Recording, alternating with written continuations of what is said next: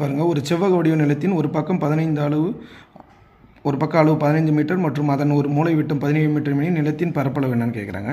செவ்வகத்தை போட்டிருக்கோம். அதோட டயகனல் வந்து 17 மீட்டர், இந்த சைடு 15 மீட்டர்னு பார்க்குறோம். இப்போ ஏபிசி நம்ம பித்தாகரஸ் தேற்றம் படிச்சிருப்போம். இப்போ என்னென்னா நம்ம பிசி தான் தேவை. அப்போது பிசி கண்டுபிடிக்கணும், பிசி ஸ்கொயர் கண்டுபிடிக்கணும்னா என்ன பண்ணோம்? அப்போது AC square minus AB square. அப்போ அப்படியே சப்ஸ்டியூட் பண்ணுங்கள்.